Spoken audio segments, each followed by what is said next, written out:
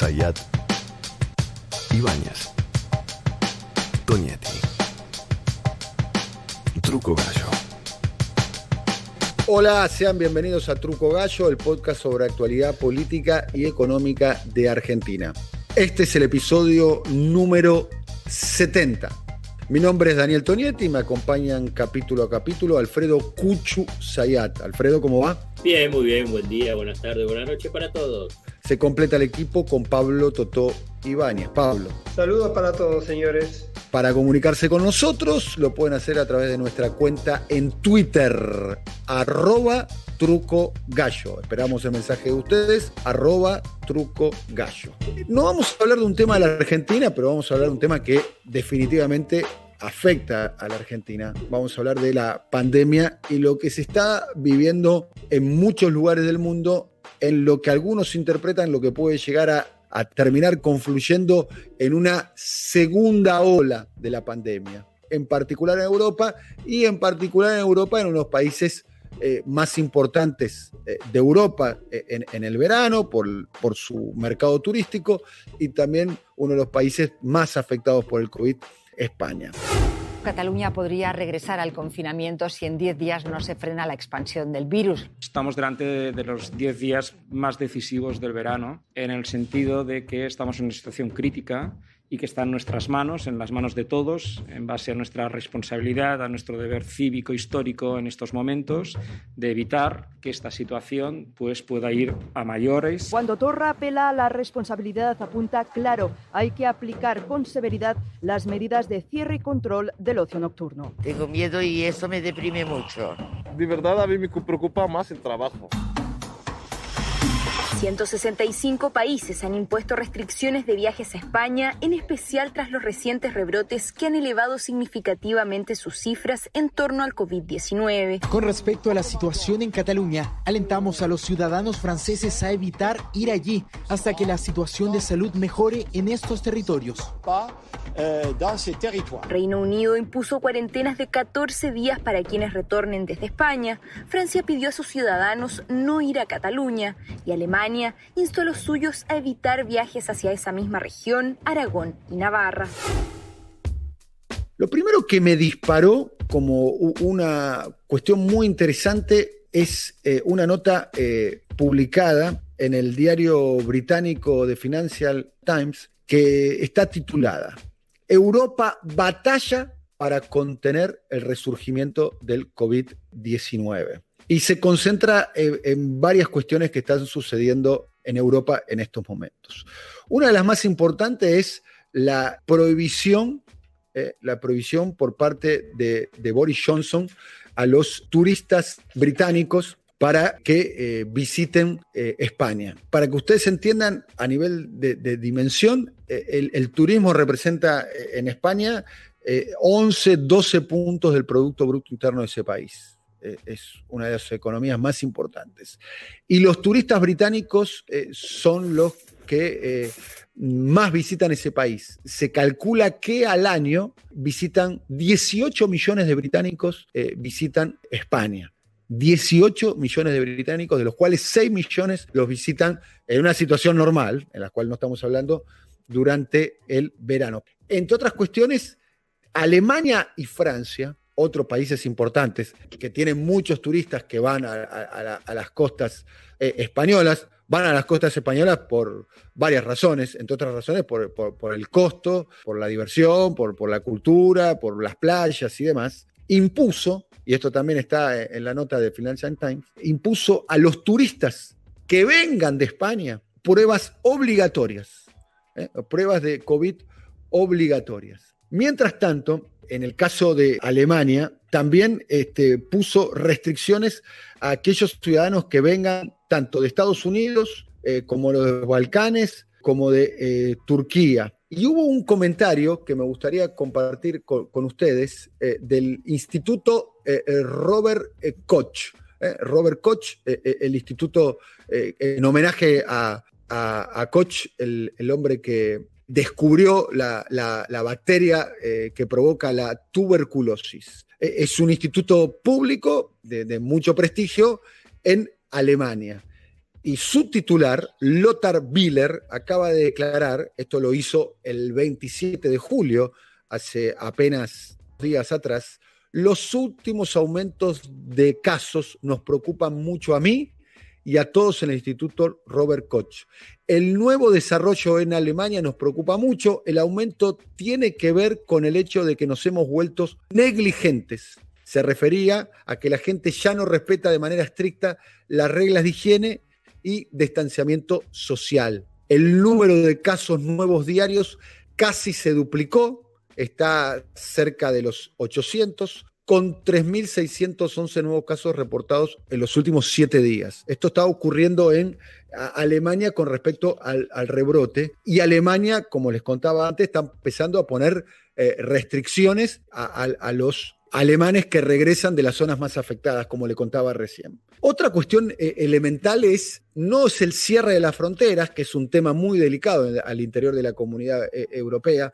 Para decir una manera, es una decisión que no pueden tomar autónomamente los países, sino que lo tienen que decidir donde está el centro del poder europeo, que tiene sede en Bruselas. No se puede hacer, pero hay como un cierre de frontera de facto que se está germinando entre España, más precisamente Cataluña bajo territorio español, dirían los catalanes, o España, y Francia. Entre otras razones porque uno de los focos de mayor contagio en estos momentos tiene que ver con Cataluña. Y en particularmente España. Cataluña es foco de tensión y están empezando a restringirlo ahora por una cosa bastante elemental que cualquier persona que haya pasado alguna vez por Cataluña lo puede identificar, que es la vuelta del ocio nocturno. Es una ciudad y una región con una vida social nocturna, tiene playa, tiene esparcimiento, tiene turismo, muy pero muy agitada. Bueno, entre otras cuestiones, se volvió a restringir el ocio nocturno en Cataluña porque se estaba empezando a descontrolar el coronavirus. Otra de las zonas importantes es la zona de Aragón, que dicho sea paso, la zona de Aragón sería como la comunidad, lo que sería para nosotros un estado, una provincia, que está lindante, está fronteriza de Cataluña, también en frontera con Francia, y la zona de Aragón, también esto me contaban, y ahora vamos a escuchar un testimonio de Sergio Pascual, que la zona de Aragón tiene que ver porque ahí hay muchos, lo que se llaman los temporeros, lo que sería trabajadores golondrinas rurales, y mucho migrante en la condición de los migrantes, en algunos casos que están sometidos a una ilegalidad por parte del Estado, en esa zona, en la zona de Aragón. Y la tercera zona caliente en España es la zona de Madrid, que dicho sea paso fue la mayor afectada por la primera ola de la pandemia. Insistimos sobre el tema, acá no estamos ante una segunda ola. Esta es la discusión que se está dando. Si estamos camino a una segunda ola en Europa o no. Por ahora hay rebrotes. Y en el tema de Madrid me gustaría detenerme un segundito porque tiene ahí un tinte político bastante interesante. Madrid está Madrid ciudad y Madrid comunidad, Madrid provincia, en nuestras palabras. En Madrid provincia está una joven política, joven para nosotros, para la cultura política española está en la edad, que se llama Isabel Díaz Ayuso, que es una especie de, a ver, no quiero utilizar una palabra de más, pero es media una Bolsonaro, una Trump, alguien bastante disruptivo inclusive para la política española, que entre otras cosas no hizo obligatorio, escuchen bien este detalle porque cuando me lo contaban no lo podía entender, no hizo el uso obligatorio de lo que se llama allí mascarillas, lo que sería nosotros para tapabocas, en una región y en una ciudad donde la cantidad de fallecidos en lo que se llama residencias de adultos, lo que sería para nosotros los geriátricos, llega a casi 6.000 víctimas fatales en residencias geriátricas solamente en la ciudad de Madrid, y recién ahora Isabel Díaz Ayuso está aplicando el uso de una de las medidas que pareciera ser de las pocas que se conocen y que son eficaces, como el uso de las mascarillas y el uso de lo que se llama tapaboca. Isabel Díaz Ayuso pertenece al sector, si se quiere, en la escala de grises del PP, el sector más aznarista, más duro, que responde también al que es hoy el titular del Partido Popular, Pablo Casado. Es más, hubo una idea que quiso llevar adelante Isabel Díaz Ayuso en Madrid y recibió una crítica muy fuerte y no la pudo emplear, que es la aplicación de una suerte de pasaporte serológico o pasaporte inmunológico para poder circular por la Comunidad de Madrid. Algo para, a grosso modo, que los sanos inmunes puedan circular y los que todavía no estén inmunes tengan mayores restricciones. Algo definitivamente distópico, pero es un tema que se debatió por estos días, por estas semanas en Madrid. Vamos a escuchar ahora a Sergio Pascual, quien fuera diputado español, fue el primer secretario de organización del partido Podemos, el número 3 de la organización, que hace un panorama sobre el tema de los rebrotes de COVID en España. La situación en España en estas últimas semanas se ha venido complicando. En términos prácticos, ahora mismo hay 3 regiones con cifras muy por encima de una incidencia de 20 casos acumulados en los últimos 14 días por cada 100.000 habitantes, que es la cifra que estableció la Unión Europea para crear las condiciones de cuarentena y de movilidad entre distintos países. Y en estas 3 zonas son por distintas causas, Aragón, Cataluña y Madrid. No se sabe muy bien si finalmente se conseguirá controlar este momento de dificultad o por contra nos vamos a ver abocados a una situación dramática como la de marzo. En cualquier caso, todas las miradas apuntan ya también a la vuelta al colegio, al retorno a las escuelas en septiembre, un retorno a las escuelas que se prevé extremadamente complicado porque también esta competencia es una competencia autonómica y prácticamente ninguna comunidad autónoma ha bajado los ratios de alumnos por aula, lo cual convertirá las aulas escolares en zonas donde las distancias de seguridad no se van a poder mantener y por lo tanto serán posibles focos infecciosos multiplicadores de alto riesgo. España, diríamos, camina en la cuerda floja en este momento, ¿no? Nadie olvida que la importancia del turismo en el PIB español, casi de un 13%, puede estar detrás de las decisiones poco consecuentes y quizá arriesgadas que muchos gestores de comunidades autónomas habrían estado tomando y que ahora nos ponen a todos en riesgo. Déjame aportarte 2 datos porque las referencias, la experiencia del mundo naturalmente anticipa o refleja lo que ocurre en la Argentina. El tema de los trabajadores informales, golondrinas, en general muy precarizados, fue en su momento un problema muy serio y marcó unos picos de contagio en Río Negro. Toda la zona del Valle Medio, donde están la recolección de frutas, que suelen viajar trabajadores del norte que después vuelven, fue uno de los picos donde se generó justamente una situación crítica en Río Negro que después produjo algunos picos adicionales en el norte cuando regresaban. Digo, para tomar como referencia cuando hablaba del caso de Aragón. Y también el tema de los jóvenes, la mención o la característica de Barcelona en particular, es un tema que está muy revisado ahora en los equipos técnicos y expertos y científicos de los distintos gobiernos. ¿Por qué? Porque se advierte, por un lado, que de alguna manera los jóvenes le perdieron el miedo al COVID, porque hay mucho nivel de contagio, pero hay poco nivel de afectación de gravedad de jóvenes. Un dato nada más para tener en cuenta en este contexto. La letalidad entre los mayores de más de 60 años en la Argentina por COVID es del 10.3%. Y representan el 15% aproximadamente de los que se contagian. Del 85% restante, la letalidad es muy baja, sobre todo por una edad mediana que está en el orden de los 36, 37 años. Digo con esto, para mencionar, para volver al punto, los jóvenes le perdieron el miedo al virus y por eso también son mucho más transgresores con la cuarentena, respetan menos la cuarentena. ¿Cuál es el riesgo que advierten en el gobierno? Y por eso están tratando de plantear una cuestión que tenga que ver con una comunicación más específica, que se rompe lo que llaman la solidaridad intergeneracional. Es decir, los jóvenes no se contagian, pero terminan siendo vector de contagio y terminan complicando a sus padres o a sus abuelos. Y tiene que ver un poco con lo que mencionabas del caso en Barcelona. Quiero agregar 2 datos vinculados con la economía y vinculados con los